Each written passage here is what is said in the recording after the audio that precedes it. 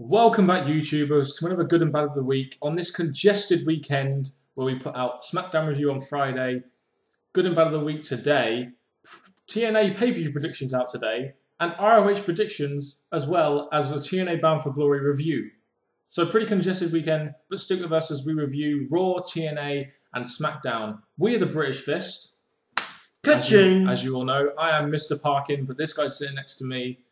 It's NJ. What's up? using his megaphone. Make sure you guys subscribe up above, like this video, and get your comments on This Week in Wrestling or any news or on any of the shows down in that comment section below. And please contact us, the British Fist, in the links in the Gooch box below. Yeah, so this week with WWE building up to Vengeance and with TNA building up to their biggest pay-per-view of the year, let's see if how good the shows were. What shows were good, what shows were bad, and what we didn't like about them. And following from last week, they do have to try and get improved because last week wasn't the best week in wrestling. No. But anyway, we'll go on to Raw.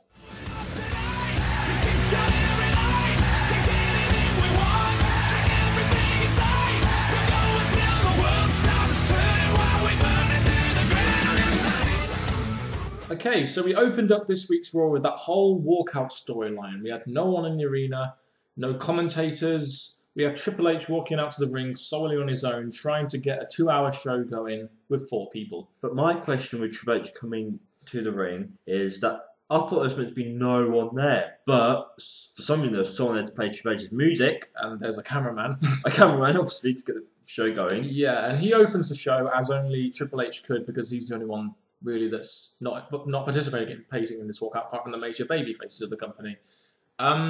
He talks about the walkout. He says he's not quitting his job and he's trying to give the fans a show. It's really, this whole walkout storyline was really an attempt to get Triple H over as a babyface, really, wasn't it? As a babyface COO. They put a lot of effort in trying to get him as a babyface COO, haven't they? Yeah, I think, to be honest, the walkout thing might have been bad, Yeah. but it has given Triple H some babyface credit, so I give it that. The opening segment lasted a long time, which at the time we was thinking, well, because we don't have much of a show, maybe this has to go on for a long time. You have CM Punk coming out, Sheamus coming out, and Cena coming out, giving their support for the boss, the kind of people that didn't participate in the walkout last week. And I was actually really enjoying the start of the show. I thought it was pretty good. And then we had the announcement of the Sheamus Cena match. Yeah, because they did have all the three time on mic, building them up, saying their support for Triple H. And then obviously this first match, obviously it's the only thing they could really do, really. I mean, they were trying to do a show. Again, like I said, it's trying to get Triple H over as this babyface COO, trying to get babyface heat from guys like Sheamus, John Cena, CM Punk. But they were trying to do a show. You had John Cena versus Sheamus with Triple H in his stripes as the special guest referee, and CM Punk on commentary. Good getting times. double pay for doing the ring belling and also doing the commentary. That was good. I enjoyed the first bit of this show just because it was very unique in the way it was done, and it really, I just enjoyed it. I don't know what it was. I just enjoyed the uniqueness of it and how sort of basic it was. I think for what they had, it was the best they could do. I enjoyed it, but it didn't last long. No, because during the John Cena Sheamus match, they decided to choose this time to return Vince McMahon. And Vince McMahon, he comes out and says that he believes in Triple H, but for the point of business, they have allowed a new interim Raw GM to take over. And who was this interim Raw GM, NJ? Mouse Boy Laurinaitis. John Laurinaitis, the Executive Vice President of Talent Relations. So really, it wasn't a very good time to return Vince McMahon. It didn't really get the crowd going too much, did it? Vince McMahon losing his job, big impact. His comeback, not so big. And Triple H losing his job and giving it to Laurinaitis. It just, again, from a good opener to this, I think it lost its good feeling. You kind of had that ironic thing there with Triple H firing Vince, and then not firing, but Triple H and Vince, and then it becomes the other way around, and Vince telling Triple H that he's no longer needed as the COO. But John Laurinaitis as the Raw GM, just really, this guy is not really made for TV. He doesn't have the mic skills. He doesn't have the presence on TV. Everyone thinks he sucks. Why the fuck is he on TV? Well, the amount of Raw GMs that Raw's had, Laurinaitis must be, in my opinion, Laurinaitis is the worst. He's just got no proper voice. He's got no enthusiastic to his voice. He's just boring. It's got to the point now where I just laugh every time I see him on screen because it's just ridiculous.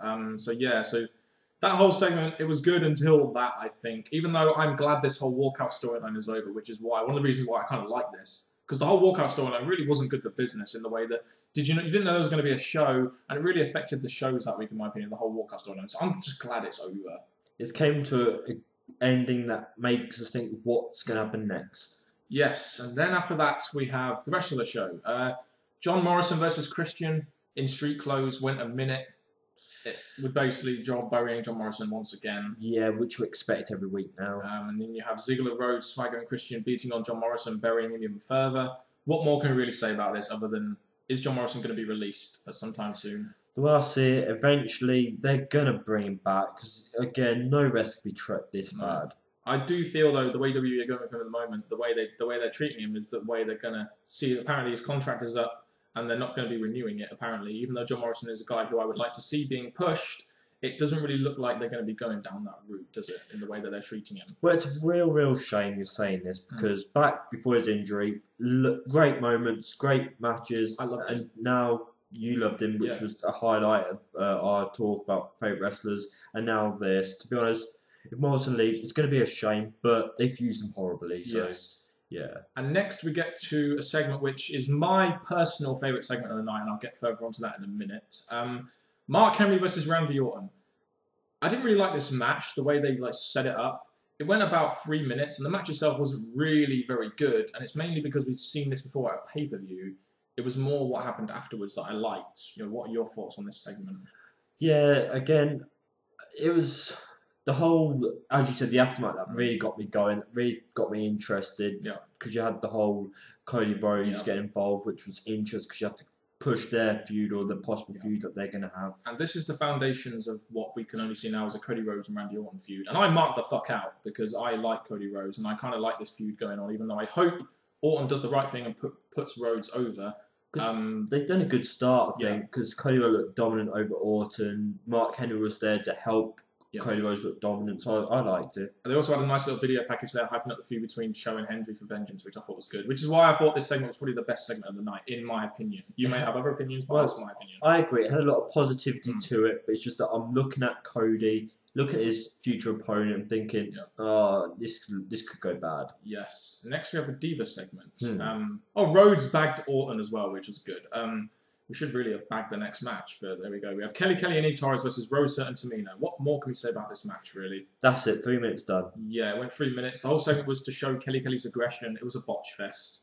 That was it. It was another crappy Diva segment, wasn't it? Sadly, yes. The Diva's getting no better. Yeah. John Laurinaitis comes into the ring and announces it's going to be Del Rio and Cena for the pay-per-view for the WWE title. I guess that's because John Cena got locked out of the sale and they're kind of having him have their rematch, even though they haven't really built to it that well. No, and again, I'm not saying this John Cena and Del Rio thing's getting me excited, not really. No, it's not getting me excited either, to be honest. Cena in the top picture again. Sadly, yes. And then Laurinaitis in what was described as... this wasn't actually scripted on the show, apparently. This was scripted last minute. JR didn't know this was going to happen. Laurinaitis fires JR for walking out last week. So going on that logic, everyone should be fired. Yeah, there should be no one there. Yeah. The big thing about this is that with JR gone, just like last time, we wanted him back to go back with Joe Lawler. It just wasn't working, was it? Is this going to happen again, or are we actually going to sit like JR's gone? Yeah, I mean, I'm quite prepared to admit that JR's gone because him as a third wheel just wasn't working. It really wasn't. You need him as a play-by-play guy, and it just wasn't working as the third wheel. So in my opinion, he kind of warranted him going, even though I don't want to see him go. Well, JR's a classic, but I think he's been here for years now, so he's done his part, he's left his mark. So I think, to be honest, if they do keep him away, then well done, JR, for what you've done for the WWE. Yeah. Next segment, we have Mason Ryan and Air Boom, who are debuting a new theme, which shows that WWE might actually have some confidence in this tag team, versus Dolph Ziggler, Jack Swagger, and David Otunga. Yeah, all I'm going to say about this match, Mason Ryan was dominant throughout the match. It was great to see him. His comeback's been awesome. His matches that he's been in, showing great skill and great strength. And he just did great for Air Boom and the match. The match went 8.5 minutes. It seems like they're setting up two possible feuds here. Mason Ryan versus Ziggler, maybe for the US Championship. But from what we've seen elsewhere, it's still Dolph Ziggler and Jack Swagger versus Air Boom for the tag team. But who knows? It's good to see Mason Ryan getting some kind of a push and some kind of rub off Ziggler. And the highlight of this match, well, not the highlight, I shouldn't say, is that everyone got injured at the end of the match. So it's left us wondering where they're going to go from here. Yeah, I think he's okay now, but he got a stinger or something like that. But I think he's okay now to work matches. So okay, that'll be fine then. After that, we had our main event, or what we thought was going to be our main event. Del Rio versus CM Punk, the rivalry born from SummerSlam.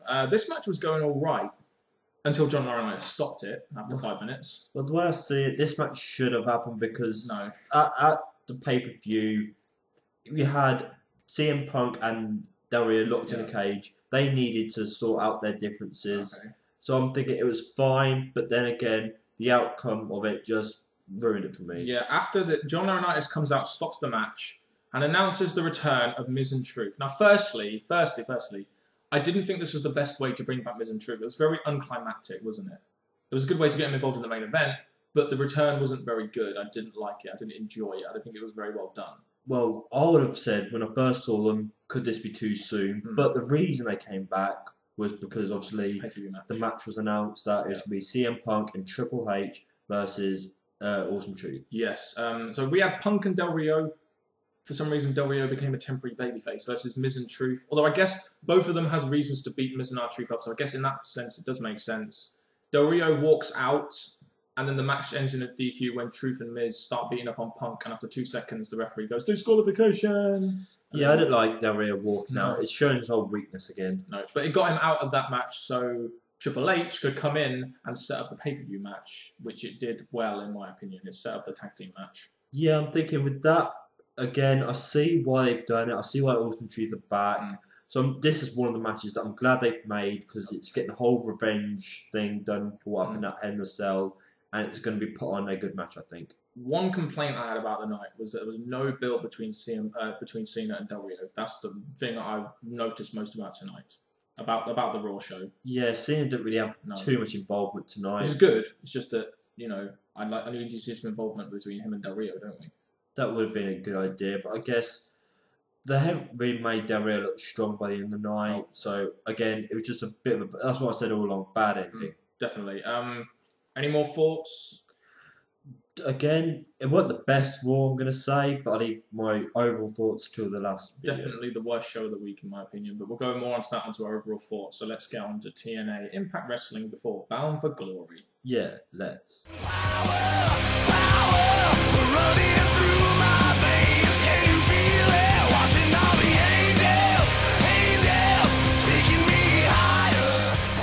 And then we got to TNA's Go Home show before Bound for Glory. This show was done in Tennessee, so we had a nice crowd there. It was a better feel to the show, which I liked. I think TNA needs to do that a little bit more often, especially before a big pay-per-view like Bound for Glory. But it opened up with good crowd reaction, which definitely gave us a good feeling for what was to come in this event. Yes, Kurt Angle opened up the show, called out Bobby Roode. This segment was pretty effective, I thought. It really did the feud well between those two in their match at Bound for Glory. They both had good amount of mic time. It was very short, it was very sweet, and it did its job in the required amount of time, I thought. And this was exactly what we needed. We needed these to open show because these are possibly going to be the main event at Bound for Glory. Definitely, I hope this is the main event. The whole talking point of this segment was Bobby Roode talking about having a bigger heart, and I think that's kind of TNA's selling point for him against Angle. They know Angle's a better wrestler, but Bobby Roode has more heart, and that is a great way to get people emotionally invested in him because a lot of people can relate to him, and that was a great way of getting people emotionally invested into him, in my opinion. I'm going to agree with that because obviously Bobby Roode, he's had his build-up over the last couple of weeks, month, I say, and he's been just awesome. I think this opening segment definitely gave us a feeling for the rest of the night. And let's face it, most of the work for this feud has now been done, so this for me would have been fine. I didn't think they needed a match later. This for me would have been fine going into the pay-per-view. They had a match later, which was Roode versus Jarrett and Gunner, which was announced by Kurt Angle. So it announced the main event match, I guess, which is good. Overall, I thought this was a good opening segment. I enjoyed it. I agree up to when Angle said, "Oh, I forgot." All that, I just thought you don't need. You could have kept on walking. Yeah. That could be a good finish. After that, we have a nice little confrontation between Jerry Lynn and Daniels and AJ and Van Dam. TNA it was backstage. It was nice to see that. putting 2 feuds in one segment because that's probably the only way they could probably fit it on their 2-hour show. So the attack was good, and then going to the ring to make the match, it flowed nicely. Yep. It was good to see, and it definitely gave hype up for their matches. Yeah, it gave hype up for both the feuds, combining them into one. TNA like to do that. 6 minutes, they've got a good amount of time, 6 minutes. And AJ Styles gets the pin on Jerry Lynn, which was correct in my opinion. They have Daniels back out of the ring as AJ is about to finish the match. So in my opinion, it was a good match. The lead up to it was very good, and it's doing well for the hype for the pay-per-view, the 2 pay-per-view matches. Yeah, I'm not going to fault much about this. Yeah, maybe people say it could have done 2 segments, but the way they put it all in one, it fit nicely. It didn't waste too much time.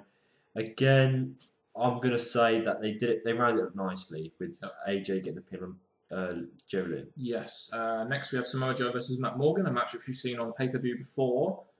It went 2 minutes, and Morgan win via a roll-up. That was stupid, wasn't it? With Matt Morgan, you don't expect violence. You expect his dominance. Yeah. You expect him to just lay out, if he can, Morgan. It's just it's just making Samoa Joe look so weak after all that build he's had and as a monster. Now he's getting rolled up in 2 minutes. It's like, well, yeah, you can do... After the match, they did the whole attack angle, but God, it made Samoa Joe look weak with that whole roll-up business. Well, sadly, with Samoa Joe, they've made him look weak for a while now, and hopefully this match that he's going to have at the pay-per-view is going to bring him back. Yeah. After the match, we have Joe attacking Morgan, and then Crimson come into Morgan's defense. And then you have this whole... Samoa Joe gets some mic time, announces it's going to be a triple threat between them 3 at the pay-per-view, and announces it and says that, like, the whole premise of this is that they're both alpha males, and one of them is going to have to be the alpha male in that. So it's going to be a triple threat match. And it gives all 3 a reason to fight, I guess, even though it's not the best of premises. And I think we have the debate, like, big guy matches are not always the best, but there's been a lot of dominance. There's couldn't probably be big moves and that. So I think these 3, the way they had Samoa Joe round the match up, nicely done. With all 3 of these guys, I like in terms of the ring and in terms of the character and in terms of what they do for the bit. So I'm looking I can say I'm looking forward to this match just because of the 3 guys that are in it. So they're all 3 guys that we could see possibly going towards the main event if they get pushed correctly because of this match. Definitely so. Next, we had a Mexican America promo. Yeah, we didn't really care about this because the Tag Team Championship match at is really bad for us. Inc., the guys who haven't been on TV for like 4 months and have just been built as no more contenders, they come out and tell Mexican America to get the hell out of their country. And then Mexican America attack them. To be honest, going through the whole TNA event, I just didn't care about this part. This part just really didn't get me started for them. Same exactly with me as well. I didn't care about this either, which really didn't make me care about the segment. You had that whole, I think it's Christian Von Erich, it was the Inc. female. She comes out and helps turn the tides, and now they've got their own female against Rosita and Sarita. That was probably the interesting part of the whole part, just the new woman appearing. Yeah, true. Next we have the knockouts? No, the X Division segment. A tag team match, Kendrick and Sorensen versus Aries and Cash. Right, so we saw this match a couple of weeks ago. I would have liked a promo segment here, just highlighting the champion and the challenger. I think that would have been good for this segment, even though Brian Kendrick sucks on the mic. Why are you laughing? Oh dear. This match, yeah? Yeah, this match, yeah? The pay-per-view match, you're having Kendrick versus Aries. And how did this match finish? You had Kendrick pinning Aries. To be honest, you should have probably had Aries pinning Sorensen, but, whatever. Yeah, I just laugh at that because, to be honest, you've got us, the contender, looking strong over the champ. And again, it's just not the right time. Just not when they've got a match to pay-per-view. Like I said, this is where a promo segment probably would have been good. Very true. Move on to the next. I don't think it was the best segment, but it was a good match, so I'll say it was okay. Yeah, I just didn't like how it finished, that's all. The match was okay, but the ending sucked. Yep. Knockout segment now. You had Velvet Sky, Mickie James, Winter and Madison Rayne getting entrances, being in the ring, but who dominated the mic? Who shouldn't have? Karen Jarrett! Yes. Why did Karen Jarrett dedicate most of the mic time when you've got all 4 challenges in the ring there that really need the mic time to enhance the 4-way going into the fucking pay-per-view? It was really hard to watch because you had all the knockouts in the match and they just stood there letting her blabber on, and her points were just basically aimed at one of the competitors, Velvet Sky, and just thought, you've got 3 of the challengers there and you're concentrating on one. I really feel that this kind of highlighting of Velvet Sky means she's going to win at the pay-per-view. But I did enjoy the fact that Karen Jarrett got benched. That was fucking hilarious. I love that. And then she just yells at her. Tracy Brooks. Yeah. Again, that was just the best part of the segment. Karen Jarrett getting benched. You have all the knockouts attacking each other and security coming out to stop them because they're, they can overpower the knockouts very easily. Not. I didn't really like this segment too much. Having too much concentration on Jarrett. No, the knockouts are not seeming to get any better. After that, Scott Steiner versus Anderson with Bully Ray as a special guest enforcer. This is a well booked match because you have. You have Scott Steiner, who is associated with Bully Ray, against Anderson, and Bully Ray is having some part in the match when they have a match at the pay-per-view. The biggest problem I have with this is that Scott Steiner's so slow, to go against someone as young as Anderson, who can move greatly in the ring, it was just not a great match. No. I mean, somebody made it go for 4 minutes with really weather. Slow. Really, really, really slow. It really didn't. The match wasn't very good at all. And they make past matches that we spoke already go on for 2 minutes, and this one went on for 4. So I think, to be honest, yeah, you're pushing the possible main eventers up, but to be honest, this match was just not the most entertaining. It was made worse by the fact that afterwards you had Abyss come out, cost Steiner the match, and then all of a sudden, all the focus is on Immortal and Abyss, and a very small section of it was Bully Ray putting Anderson through a table, but the whole segment should have been devoted to Anderson and Bully Ray, and not Abyss and Immortal. It should have just focused on those two people. That's our problem with the night. Oh. Immortal do dominate the night a bit too much than they should have. We had the announcement of all the matches at Bound for Glory. Angle and Rude was advertised as the main event. Hopefully, let's hope it is. It was good that they announced all their matches before one of the biggest pay-per-views of the year at this point. It was needed. For the go-home show, they need to leave us knowing what the matches are and a good flow onto them. Yes. Bobby Roode versus Jeff Jarrett and Gunner. You had a nice video package again. I'd say TNA have done a great job with these video packages for Angle and Rude. And this match wasn't bad. It's just that I don't like the fact Jeff Jarrett was in there and he didn't take... He out of Jarrett and Gunner, I'd rather have Jarrett do the job. It's just a shame Gunner had to do the job because Jarrett obviously doesn't want to. Yeah, Gunner's a guy that we could see getting a push, and Jeff Jarrett weren't allowing him to look good in this match. Not really good as he should have done. At least Bobby Roode looks strong by defeating 2 people in a handicap match. It's just a shame that in the aftermath, you have Immortal come out again, beating down on Roode and Storm, and then you have Jeff Hardy come out and not take the spotlight, but help them. And it's like, why are you putting the focus on Jeff Hardy, a guy who is not going to be on your pay-per-view, when you really need to put the focus on Roode and Storm and, guys like that? It just really annoyed me, that did. I look at Jeff, we had a video package of Jeff early in the night, which was okay, but to be honest, having Jeff Hardy get involved in this match, it was horrible because Jeff Hardy's not at the pay-per-view like you said. He's not going to do anything involving Bobby Roode and that. So, to be honest, it just weren't needed. No, I mean, I can understand them trying to bring him back in some ways, but not to interfere with what's going to be the main event at the pay-per-view. It looks like they're going to be doing a Jeff Hardy-Jeff Jarrett feud as well, so... Yeah, the only good thing that come out of this was the biggest tag team in TNA shook hands and accepted Jeff Hardy, so hopefully that's going to end his whole any acceptance in TNA and just go on with it now. And next, we had the main event, the actual main event, which was a contract signing between Sting and Hulk Hogan, which went relatively straightforward for a while. They both just signed the contract. Wasn't really much done, so we thought something had to happen, and I guess it did.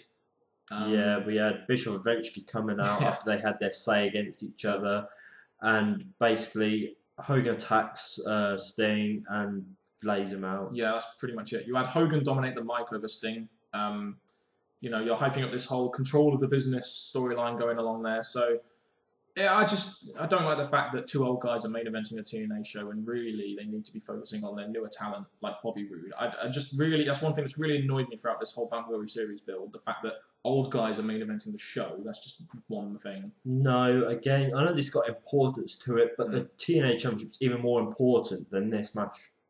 So it's battle of the TNA Championship or the control of the company. So whichever way you want to look at it. That's it. Any more thoughts on Impact? No, not really. Again, for a go-home show, it could have been better. It was very average, but we'll go on to that in our overall thoughts. Shall we go on to SmackDown then, NJ? Yeah, let's.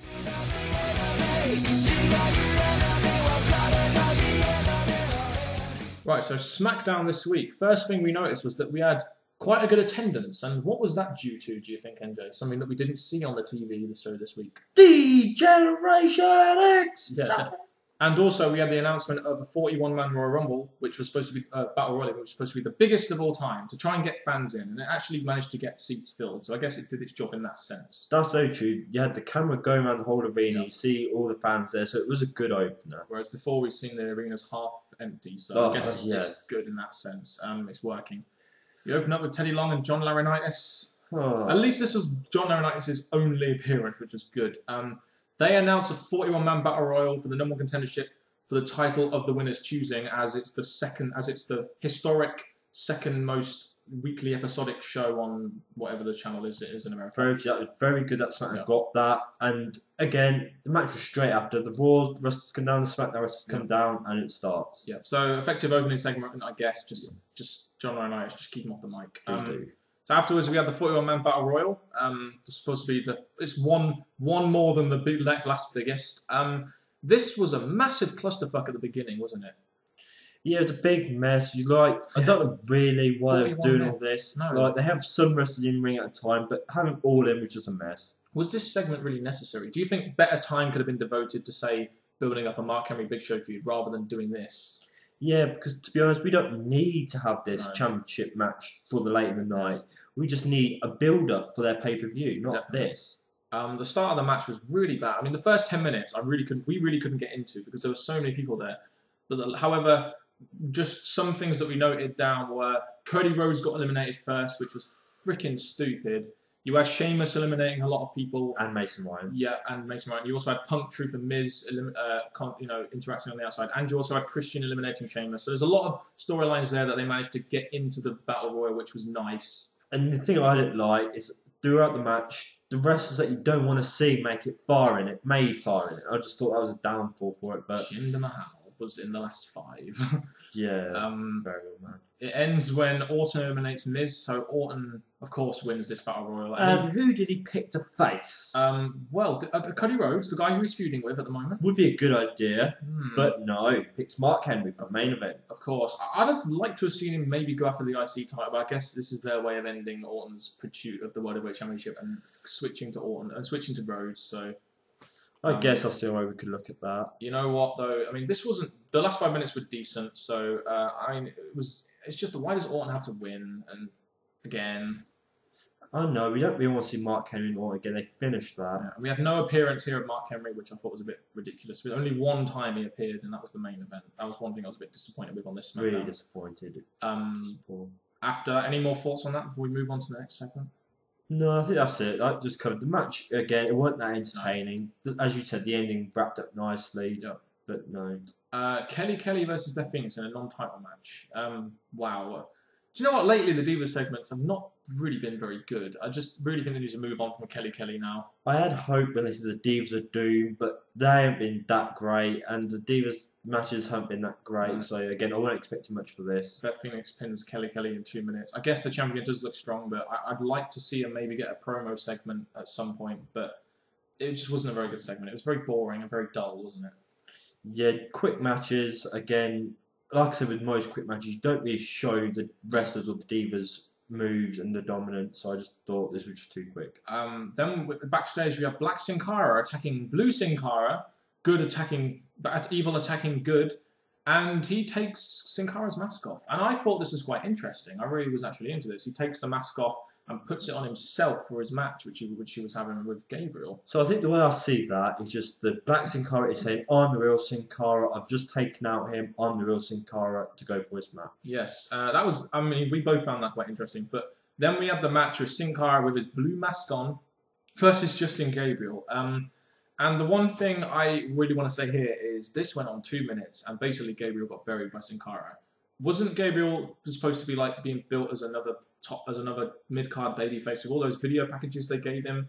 They didn't even make it competitive.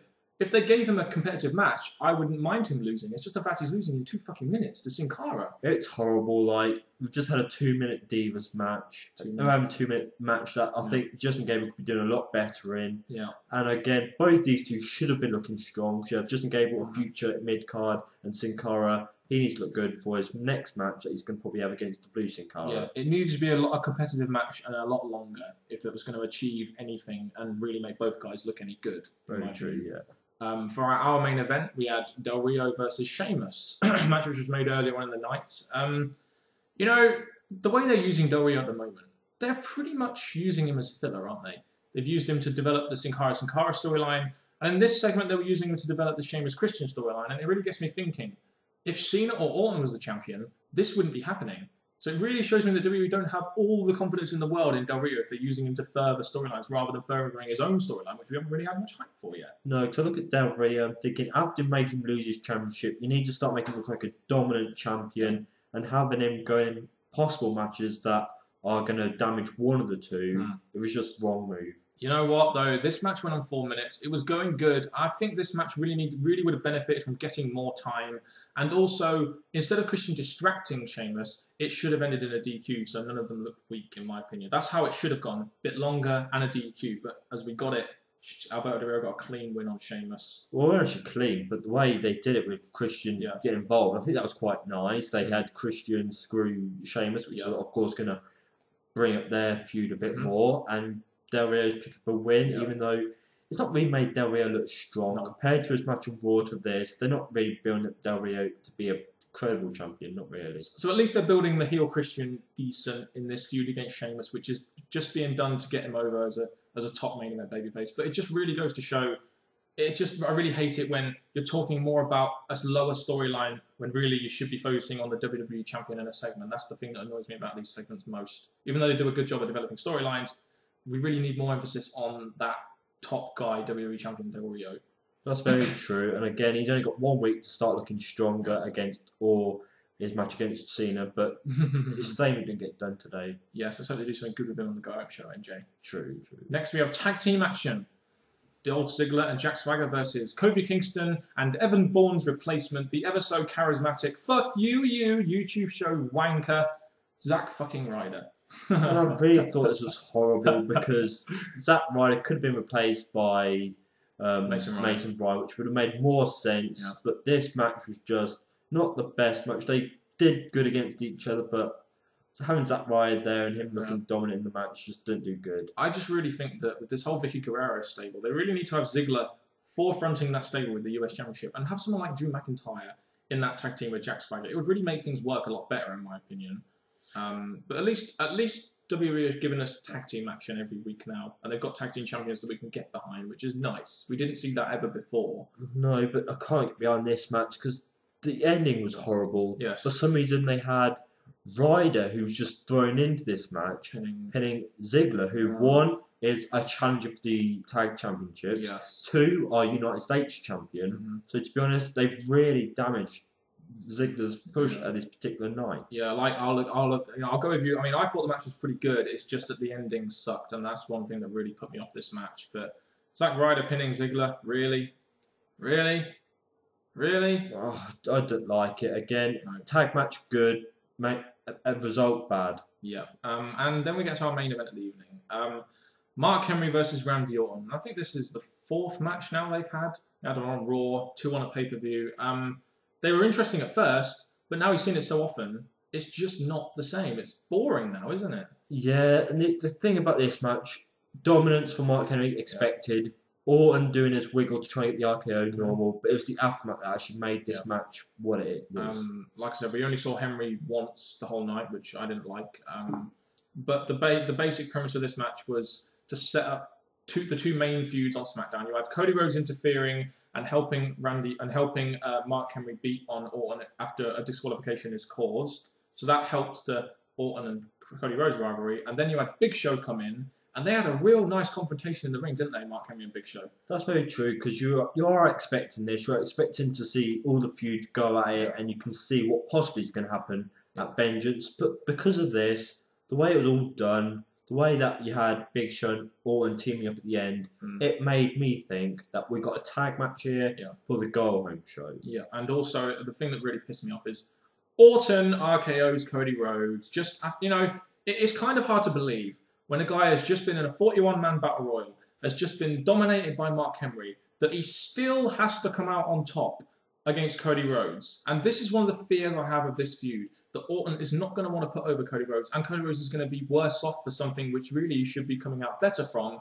in a feud with a guy as big as Randy Orton. This is my big bit. This is why I don't really like the idea of Cody Rhodes going against Orton. He should have gone against someone else. Yeah. But again, maybe there's going to be a chance that Cody Rhodes is going to cheat to win in a later pay-per-view. Maybe he can use that nice mask of his, which is covering his face, which isn't grotesque at all, MJ. No, but there we go. Again, it's done good for the wrestlers in the ring, but Orton comes out on top at the end of SmackDown, back to the old idea SmackDown ideas. And we've still only got 3 matches at the pay-per-view, which is kind of stupid, but should we go on to overall thoughts now then? That's a good idea, Dan. So, the big question as ever on this Good and Bad of the Week podcast, and I'll forward this one to you, NJ, first. What was for you the best show of the week and why? Best show of the week? Again, they flowed from last week to this week, and to be honest, they've not done hell lot better.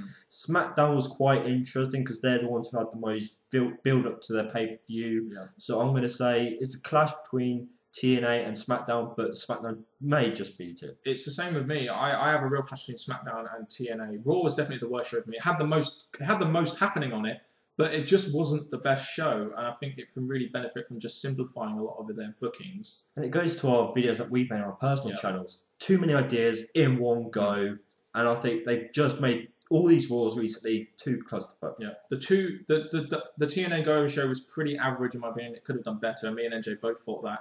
SmackDown has got a couple of interesting things on there that I like in the Cody Rhodes and Orton feud, Big Show and Mark Henry. I think TNA and SmackDown were pretty equal this week, both average C shows, but Raw is definitely the worst. It was indeed. As we got Bound for Glory coming up, the Going show was very average, wasn't it? But at least a lot of groundwork has been laid for this Bound for Glory pay-per-view, isn't it, now? Well, the only thing I have a bad opinion of is that they've had the Go Home show dominate by Immortal. Yeah. I'm hoping they do not drag that on to their pay-per-view, because their pay-per-view is their biggest one of the year. So that has to be what all the fans got to like it. It's got to drag the most attention. And Robbie Roode and Kurt Angle has to be the main event. It would be a good idea, yeah. So basically, at the end of the day, Raw was probably the worst show. TNA, SmackDown, you prefer TNA, you prefer SmackDown. I think they're both the same. So we'll just leave it at that. Guys, if you have any comments on any of the shows or any of the news reports or anything like that during this week and this week of wrestling, get your thoughts in that comment section down below, of course, or give your thoughts on some of our opinions that we've given in this video. And now, NJ, do what you do best and end this video for us, because I'll just botch it. Thank you very much, Dan, and thank you for watching or listening to our podcast. Yes. And that has been it from the British Fist, which is Mr. Parkin and NJ. Indeed. Thank you very much, and goodbye.